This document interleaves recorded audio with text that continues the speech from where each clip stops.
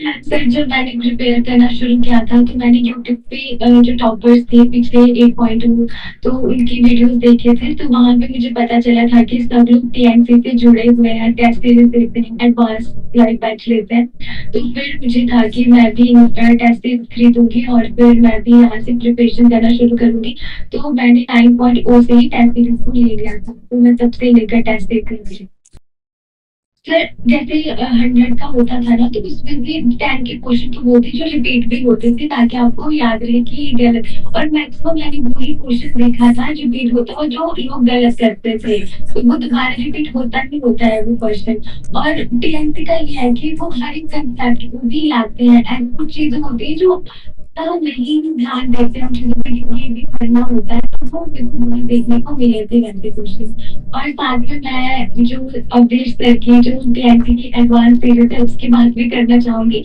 तो उसने भी बहुत हेल्प किया है मतलब मुझे। तो ये इन दोनों चीजों का फिर मैं भी अलग से नोट्स बनाती थी, तो फिर उसको रिवाइज करके तो मेरा सही हो गया।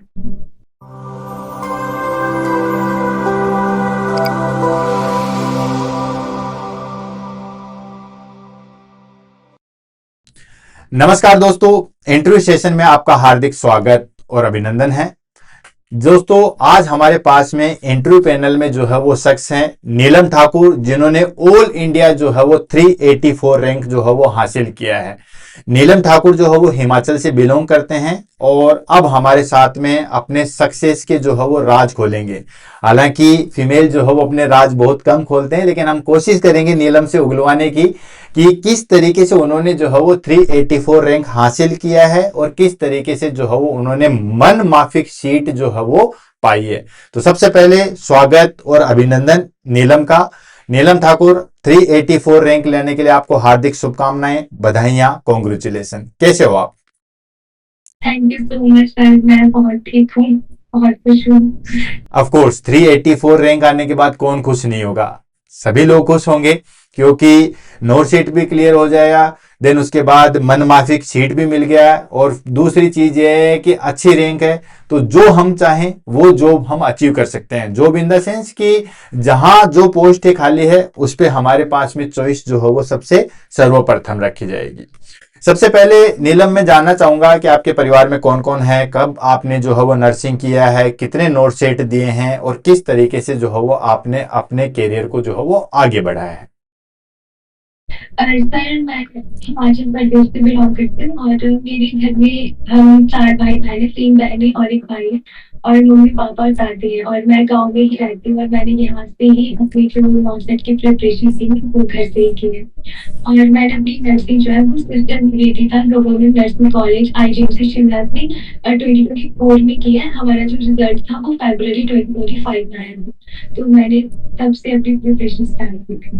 चलिए, बहुत ही खुशी हुई है जान के कि आपने जो है वो नोट सेट की प्रिपरेशन जो है वो घर से की है, ऑनलाइन ही आपने सब कुछ दिया है। जिनको लगता है कि सिर्फ घर से बाहर निकलना ही पड़ेगा तभी जो है वो सक्सेस मिलेगी, इस चीज को आपने शुरू से जो है वो नकार दिया है और गवर्नमेंट कॉलेज से जो है वो नर्सिंग करने के बाद में जो है वो आपने अपने नोट सेट का जो है वो सफर जारी किया है। और इस सफर में जो है वो आपने न सिर्फ इस सफर को आपने पूरा किया, बल्कि बहुत ही अच्छे तरीके से जो है वो आपने इस सफर को जो है वो अंजाम दिया। चलो, आपकी सक्सेस के पीछे आपकी मेहनत तो है ही, ये परिवार का साथ बिल्कुल है। टीएनसी ने जो है वो किस तरीके से आपका सहयोग किया, या मैं पूछना चाहूंगा कि टीएनसी से आप जुड़े तो टीएनसी के बारे में पता कैसे चला और कैसे आप जो है वो टीएनसी से जुड़े? सर जब मैंने प्रिपेयर करना शुरू किया था तो मैंने यूट्यूब पे जो टॉपर्स थे पिछले 8.2 तो उनकी वीडियोस देखे थे, तो वहां पे मुझे पता चला था कि सब लोग टीएनसी से जुड़े हुए हैं, टेस्ट सीरीज देते हैं, एडवांस लाइव बैच लेते हैं। तो फिर मुझे था कि मैं भी टेस्ट सीरीज खरीदूंगी और फिर मैं भी यहाँ से प्रिपरेशन करना शुरू करूंगी। तो मैंने 9.0 से ही टेस्ट सीरीज को ले लिया था, तो मैं तब से लेकर टेस्ट सीरीज करूंगी। मतलब आपने जो है वो यूट्यूब पे इंटरव्यू देखे और सीधा जो है वो आपने कोर पॉइंट पे जो है वो ट्रिगर किया कि ये जो सक्सेस लोग होते हैं ये कुछ अलग काम नहीं करते बल्कि उसी काम को अलग तरीके से करते हैं।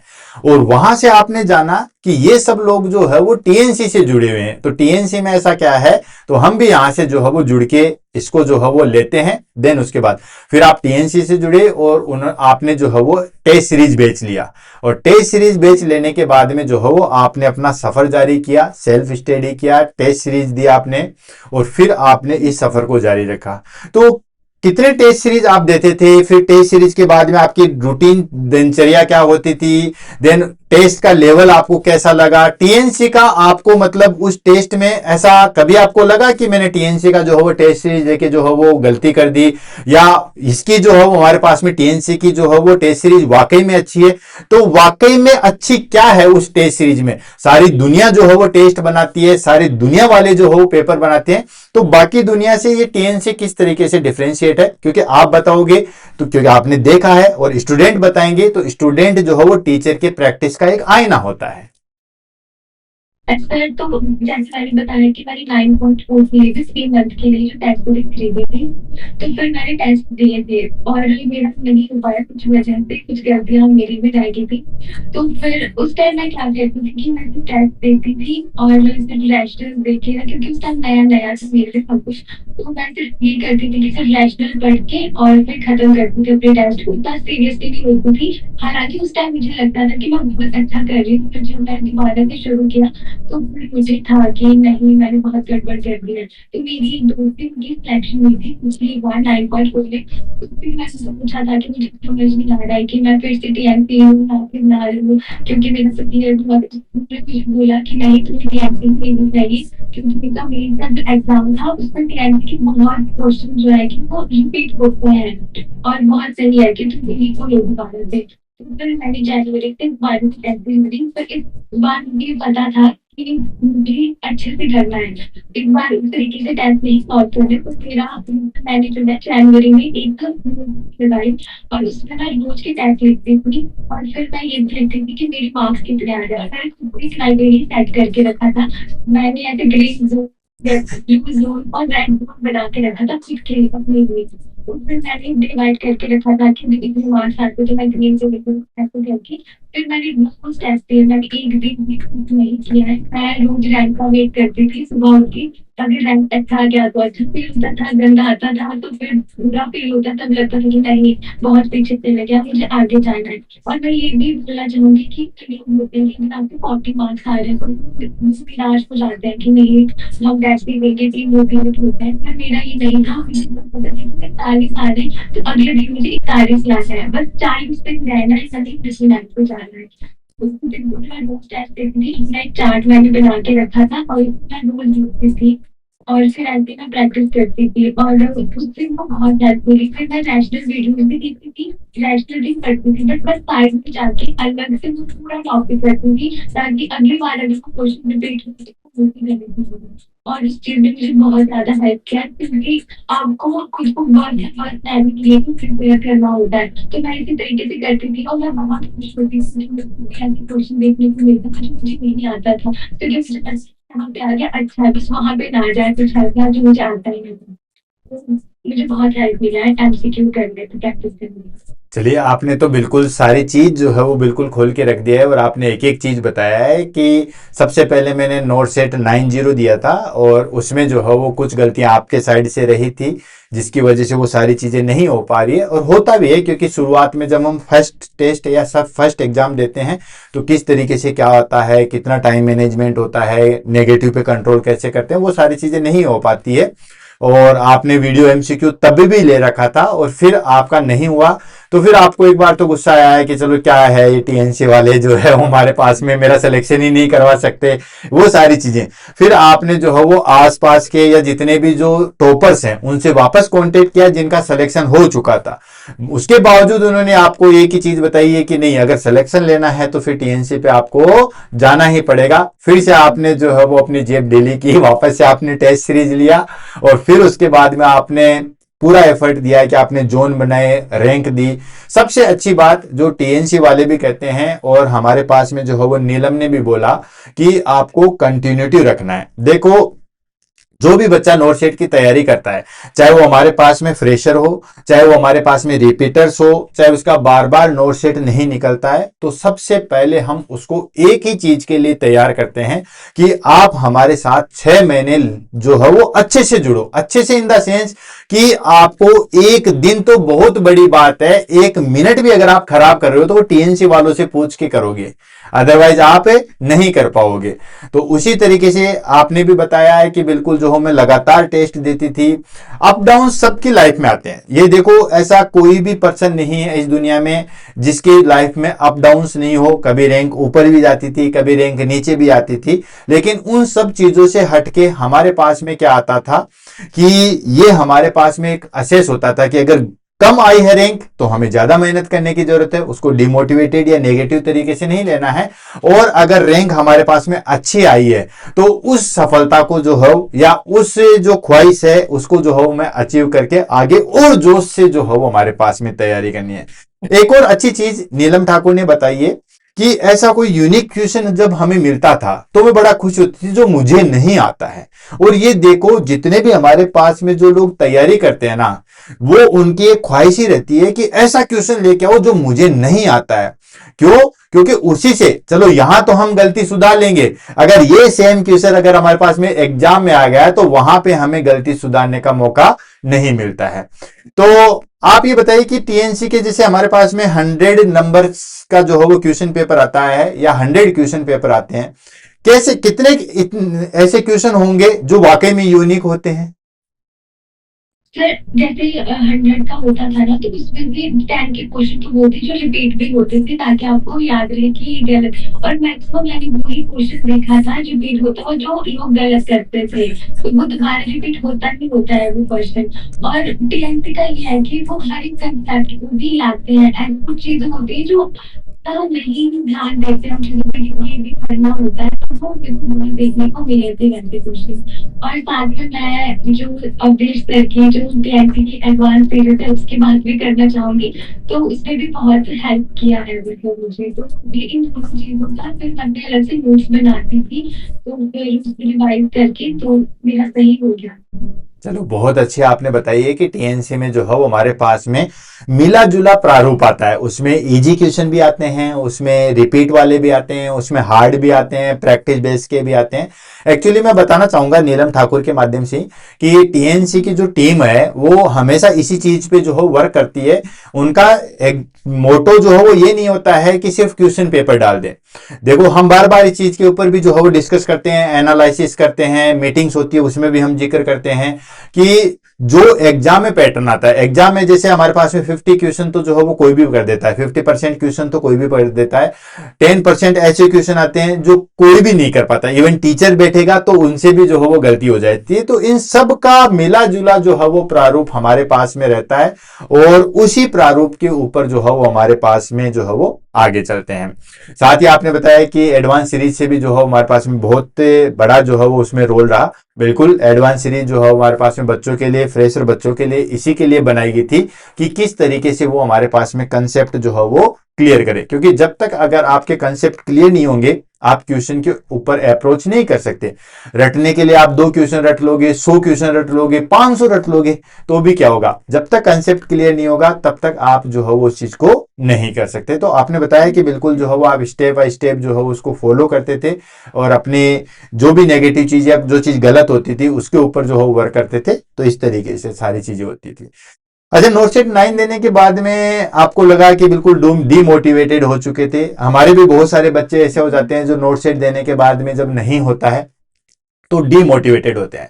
तो मुझे इसमें 2 चीजें बताइए कि जब आपका नोट सेट 9 में नहीं हुआ तो आपको कितना बुरा फील हुआ और आप उस सिचुएशन से कैसे निकले। साथ के साथ ये भी बताइएगा कि बाकी लोग जो है वो अगर फेल हो जाते हैं तो उनको उस सिचुएशन से कैसे निकलता है, कैसे निकलना है। क्योंकि फेलियर हर किसी को बुरा लगता है। कौन सा ऐसा इंसान होगा जिसको लगेगा कि मैं जो है वो सक्सेस नहीं हूं। तो जब हमारे पास में नोट सेट नहीं निकलता है तो ऑफ कोर्स सभी डिमोटिवेटेड होते हैं। तो आप उस डिमोटिवेटेड से कैसे निकले, कैसे आपने शुरुआत की और हमारे बच्चों को किस तरीके से जो है वो शुरुआत करनी चाहिए। ऐसा जब तो मतलब ये भी सबसे ज़्यादा बुरा तो ये भी लगा कि मतलब मेरे से प्रीप भी क्लियर नहीं हो पाया। उस टाइम 90 परसेंटाइल कट हो गई थी और मेरी 88.4 से। तो मुझे ये था कि काश एक क्वेश्चन ठीक कर देती, पर मैं उस टाइम बहुत ज़्यादा पैनिक हो गई थी एग्ज़ाम में। टाइम पता चल गया था कि मेरा क्लियर नहीं होगा, क्योंकि मैं बहुत ही गड़बड़ करके वहाँ पे आ गई थी। और वो गड़बड़ इसलिए भी क्योंकि मैं कॉन्फिडेंट नहीं थी, और मैं कॉन्फिडेंट इसलिए नहीं थी कि मेरी प्रैक्टिस नहीं थी। तो जब मैं वापस आई पहले तो मुझे थोड़ा आपको सूडो कॉन्फिडेंस भी होता है कि हो आप जाएगा। मतलब ऐसा था कि मैंने सब पढ़ा था, फिर भी नहीं हुआ। फिर धीरे-धीरे जब मैंने दोबारा से पढ़ना शुरू किया, पहले तो मेरे को बहुत दिक्कत आई दोबारा पढ़ने में। मतलब ये मेरी गलती थी शायद, किसी को नहीं करनी चाहिए। अभी तो ना ही मेरे को अच्छे क्योंकि अभी टाइम नहीं है। तो नॉट दैट 9.0 और 10 के बीच में टाइम था। तो फिर वो मैनेज हो गया, बट अब नहीं कर सकते अब 11.2 के लिए। तो मैंने ऑलमोस्ट 1 मंथ लिया था, लाइक पूरा अक्टूबर में नहीं पढ़ी, फिर मैंने वापस से स्टार्ट किया। तो पहले तो मुझे बहुत दुःख होता था कि अब इतना सारा पढ़ना पड़ेगा दोबारा से, तो पहले तो बहुत ही मोटिवेटेड थी। फिर मैंने अपने आप के लिए पहले एक अच्छी सी नोटबुक ली, उसमें अपनी गलतियों को लिखा कि मेरी क्या गलतियाँ थी, क्या था जिस वजह से मैं फेलियर अभी हूँ। तो फिर उसके बाद मैंने डिसाइड किया कि इसको मैं कैसे ओवरकम कर सकती हूँ। तो सबसे पहला रिवीजन था और दूसरी चीज़ थी एमसीक्यू प्रैक्टिस। तो फिर मैंने अपने तीनों को इस तरीके से डिवाइड किया कि मैं एटलीस्ट 5 बड़ी वाली रिवीजन करूँ। उसके बाद भी आमने-सामने होता है मेंस के। तो फिर उन 5 रिवीजन को करने के लिए मैंने अपने मंथ्स को डिवाइड किया, नवंबर से स्टार्ट किया, तो नवंबर ऑलमोस्ट मेरा फर्स्ट रिवीजन में चला गया। क्योंकि मुझे ये था कि मुझे कोड नहीं जानना है अभी तो मैंने अपने नोट्स के पास सफिशिएंटली 9.2 के बन गए। ये दिखता था कि अब जैसे भी टेस्टिंग मेरी थी, उसमें मुझे टॉपिक दिख रहे थे, उसको अच्छे से छोटे-छोटे नोट्स में डाली थी। तो फिर मैंने अपनी रिवीजन डिवाइड किया। स्टार्टिंग की 2 रिवीजन में सिर्फ मैंने 3 सब्जेक्ट पकड़े और कुछ नहीं किया। फिर उसके बाद बीच में एक और एग्ज़ाम आया था आईआरबी का, तो उसमें पास होना पड़ा था मार्च में। तो फिर उसमें मैंने नॉन नर्सिंग को भी इंक्लूड किया। फिर उसके बाद जब मेरा थर्ड रिवीजन हो गया, तो मैं बहुत कॉन्फिडेंट हो गई थी। फिर जो फोर्थ उससे एक बार ज़्यादा टाइम नहीं चाहिए था आपको, क्योंकि फिर आपके माइंड में चीज़ें बैठ जाती हैं, और जो आपकी कोर मेमोरी होती है उसमें भी चीज़ बैठ जाती है और बहुत ज़्यादा टाइम लेती है। तो फिर मैंने अपने 5 रिवीजन पूरे पूरे किए थे, और फिर उसके बाद जो प्री के आस-पास हमारे पास 10-11 दिन रहते, वहाँ पे तो सिर्फ मैंने जो मेरे छोटे-छोटे नोट्स थे उनमें पढ़ा। और फिर मेरा थोड़ा सेंटर था बहुत दूर था, तो मेरे 4 दिन तो वैसे ही वेस्ट हो गए थे पूरा ट्रैवल करने में। फिर उसके बाद मेंस का भी मैंने जो 15-16 डेज़ थे उसमें पूरा थॉरोली रिवीजन किया था। और लास्ट के 2-3 दिन जो मिस्टेक नोटबुक थी वो बनी। चलो, इन्होंने है न अपनी पूरी चीजें बताई है कि जब नोट सेट नहीं निकला था तो पैनिक भी हो जाते हैं, और एक बहुत अच्छी चीज होती है कि इन्होंने जो है वो सूडो कॉन्फिडेंस के बारे में बताया था, जो बहुत सारे लोग फेस करते हैं लेकिन बता नहीं पाते। इन्होंने बिल्कुल खुल के चर्चा की है कि कहीं ना कहीं अपने को एक आभास होता है कि चलो ठीक है यार, हो ही जाएगा, क्या दिक्कत है, अपन ने ये सारी चीजें की। बट जब रिजल्ट आता है और हकीकत सामने आती है तो कई बार जो परिणाम होते हैं वो हमारे मन के मुताबिक नहीं होते हैं और हमारा नहीं होता है। और एक और चीज मैं यहाँ पे बताना चाहूंगा कि बहुत सारे लोगों को ये लगता है कि मेरा प्री नहीं हो रहा है तो मेरा कुछ नहीं हो सकता। देखिए, आपके सामने जो शख्स बैठे हैं नीलम ठाकुर, इनका कोई जमाने में प्री भी नहीं हुआ था और आज जो है वो 384 रैंक लेके आपके सामने बैठे हुए हैं। तो ऐसा बिल्कुल भी नहीं सोचना है आपको कि एक बार नहीं हुआ तो कभी भी नहीं होगा। देखो, एक बार नहीं हुआ तो इसका मतलब ये नहीं है, कभी ना कभी जो है वो जरूर होगा। तो इसी तर्ज पे जो है वो हम चलते हैं और आगे बढ़ते हैं। आप अपने स्टडी को आपने बताया कि मैं बार बार प्रैक्टिस करती थी, तो ऑफ कोर्स आपने बार बार प्रैक्टिस किया है तो हर सब्जेक्ट को आपने जो है वो टिप ऑफ द टंग कर लिया होगा। तो मुझे नहीं लगता कि आपको 384 रैंक लाने में इतनी अतिशयोक्ति होगी, और हो सकता है आपके ड्रीम्स और भी ज्यादा ऊंचे होंगे कि मेरी और भी अच्छे हैं। तो ऐसा कुछ सोच रखा था आपने? सर मुझे लगता है कि अच्छा ही हुआ जो मैंने ऐसा सोच के रखा था कि मुझे अच्छा, अगर मैं ये सोच के चलती ना कि कट ऑफ इतनी जाती है पीछे के ग्रेड के हिसाब से, तो मैं उतना ही पढ़ूँ तो शायद आज मैं आउट ऑफ द रैंक से चली जाती। तो मैंने हमेशा ये सोचा था कि अब एक बार नहीं हुआ तो दूसरी बार तो अच्छा रैंक लाके ही करूँगी। तो एक हमारी पैटर्न भी रहता है कि हम प्री डिसाइड करके एग्जामिनेशन हॉल में जाते हैं कि इतने क्वेश्चन करेंगे। और मेरी हमेशा से यही प्रैक्टिस रही है कि मैं थोड़ा जो 50-50 डाउट वाले क्वेश्चन होते हैं मैं नहीं करती हूँ, तो मैं छोड़ देती थी, क्योंकि मुझे इतना था कि जितना आता है तो उतना ही करूँगी। तो फिर मेरी थोड़ी-सी गलती रह गई कि मैंने अटेम्प्टेशन में मैंने सिर्फ 45 के क्वेश्चन अटेम्प्ट किए, 15 छोड़ दिए। अगर मैं उनको कर लेती और मैं डरती नहीं, मैं थोड़ा पैनिक हो जाती हर एग्ज़ाम में, थोड़ी मुझे एंग्ज़ायटी का इश्यू है। तो फिर मैंने उनको छोड़ दिया। कुछ मैंने बहुत ही सिली मिस्टेक करती थी, जो शायद ही कोई करेगा, कि मैं आपको अपने टॉपिक और सोचूँगी कि इतनी सिली मिस्टेक तो वो मेरे से वहाँ पे हो गई। और थोड़ा सा ऐसा होता है कि जब आप एग्ज़ाम को अच्छा करने लगते हो, तो थोड़ा आपका ना कॉन्फिडेंस बूस्ट हो जाता है। और कई बार उस कॉन्फिडेंस के चक्कर में आप प्रिपरेशन गलत कर देते हैं, कि ऊपर लाइन पढ़ के नीचे गलत हो जाता है। तो वो शायद मुझसे थोड़ी गलतियाँ हो गई। पर मैंने वो डिसाइड किया था, मैंने अपनी जो स्टार्टिंग की थी प्रिपरेशन, तो मैंने अपनी टारगेट बना के रखी थी। तो मेरा टारगेट था कि मुझे 120 मार्क्स लाने हैं, तो मैं उसी तरीके से प्रैक्टिस करती थी और वैसे ही मेरे 120 आ गई। बट अभी थोड़ा ट्रैक जो है वो ज़्यादा हाई की तरफ शिफ्ट हो गया, तो मेरी रैंक उतनी अच्छी नहीं आ पाई जितना मैंने सोच के रखा था। चलिए कोई नहीं, आपने अपनी मेहनत के हिसाब से ऑफ कोर्स अच्छा सोच रखा था और भी अच्छा सोच रखा था, और इसमें जो है वो कोई बुरी चीज नहीं है कि जो कैंडिडेट मेहनत करता है तो ऑफ कोर्स उसकी जो है वो महत्वाकांक्षा जो है वो ऊपर ही होती है। और वैसे भी कहा जाता है, और जितने भी हमारे पास में बड़े बड़े लोग कहते हैं कि अपने सपनों को छोटा क्यों रखा जाए, जब हम चीज ही कर रहे हैं तो हमेशा अपनी सोच, अपने गोल, अपने टारगेट जो है वो हमेशा ऊपर रखें। बिल्कुल, इन्होंने बहुत सारी चीजों के बारे में डिस्कस किया और अपनी जर्नी के बारे में किया, सारी चीजों को जो है वो हमारे सामने रखा है। अभी मैं अंतिम रूप में, अंतिम जो हमारे पास में सेटअप की तरफ हम जाने वाले हैं, तो उसमें मैं पूछना चाहूंगा कि जो कैंडिडेट हमारे पास में नोट सेट की तैयारी कर रहे हैं उनको तैयारी किस तरीके से करनी चाहिए, और उनको जो है वो हमारे पास में टीएनसी किस तरीके से हेल्प कर सकता है, उसके बारे में जो है बताएंगे तो शायद उनका रास्ता जो है वो और ज्यादा क्लियर हो जाएगा। अंदर सबसे पहले तो मैं यही बोलना चाहूँगी कि अपना विदिन 3 to 4 मंथ अपना सिलेबस को कवर करो। बट सिलेबस को ब्लाइंडली कवर ना करो। जब आप सिलेबस कवर कर रहे हो तो साथ-साथ में रिवीजन करो, वो मस्ट है, क्योंकि वो मेरी गलती थी, तो मैं नहीं चाहूँगी कि कोई दूसरा बच्चा उस गलती को करे। क्योंकि जब आप फर्स्ट टाइम कर रहे होते हो तो आपको ये लगता है कि ये भी इम्पोर्टेंट है, ये भी इम्पोर्टेंट है, तो आप ब्लाइंडली सब कुछ इकट्ठा कर देते हो। तो ऐसा ना करें। टीएनसी के टीचर्स बहुत अच्छे हैं, वो आपको वही कंटेंट प्रोवाइड करवाएँगे जो सच में ज़रूरी है। तो अपने नोट्स पे और अपने टीचर्स पे ट्रस्ट करो और रिवीजन करो। रिवीजन बहुत मस्ट है, क्योंकि अगर आप सेकंड रिवीजन पे जा रहे हो ना, आपने ऑलरेडी फर्स्ट रिवीजन कर लिया है, पर आपको ऐसी कोई नई चीज़ देखने को मिलेगी जो आपने पिछली बार देखी नहीं, अपने ही उन्हीं नोट्स जो आपके पास हैं। हर एक रिवीजन में आपको एक नई चीज़ देखने को मिलती है अपने उन्हीं नोट्स में। तो रिवीजन करना बहुत मस्ट है। टेस्ट देना बहुत ज़्यादा ज़रूरी है। जो भी आपने सब्जेक्ट को चला के रखा है, अभी प्रेज़ेंटली किसी सब्जेक्ट पे आप काम कर रहे हो, उसका एक सब्जेक्ट टेस्ट ज़रूर दो। और मुझे नहीं लगता है जब हम लास्ट में एग्ज़ाम की तरफ पहुँचते हैं, तो जो हमारी वीडियोज़ जो आती है, सुबह की टाइम आती है यूट्यूब पे, तो उनको देखना चाहिए, क्योंकि जो आपकी लास्ट की जो मेमोरी होती है, वो आपको बहुत ज़्यादा हेल्प करती है एग्ज़ाम पे जाने पे। बट मैं ये भी बोलना चाहूँगी कि लास्ट में ये ना करें कि आप जो बीच में मिल है आप उसको पढ़ रहे हो। अपने नोट्स पे सबसे पहले ट्रस्ट करो, अपनी एजुकेशन प्रैक्टिस पे ट्रस्ट करो। फिर जो आपके पास एक्स्ट्रा टाइम बच रहा है अपने दिन का, जब आप शायद बोर हो रहे हो या फिर आपके अंदर पढ़ने की कुछ इच्छा नहीं बची, तब जाके आप अपने यूट्यूब पे स्क्रॉल करो, फिर जाके लास्ट में वीडियोस देखो। बट अपने टाइम को इस तरीके से मैनेज करो, जो प्रायोरिटी है उसको पहले कंप्लीट कर दो। फिर उसके बाद आपको कुछ एक्स्ट्रा पढ़ना है तो आप पढ़ो। फिर दिन में एमसीक्यू पढ़ने में बहुत मस्त है, उसके बाद एक्स्ट्रा चीजें सारी। चलो, नीलम ठाकुर ने जो हो पूरा कंक्लूजन दे दिया है कि सबसे पहले तो अपना कंसेप्ट क्लियर करो, अच्छे से जो है वो थ्योरी क्लियर करो। थ्योरी क्लियर करने के बाद में जो है वो आपको प्रैक्टिस सबसे ज़्यादा करनी है, क्योंकि जो जो चीज़ें आपने पढ़ लिया है अगर उसकी प्रैक्टिस आप नहीं करोगे तो फिर आपका कुछ भी नहीं हो सकता।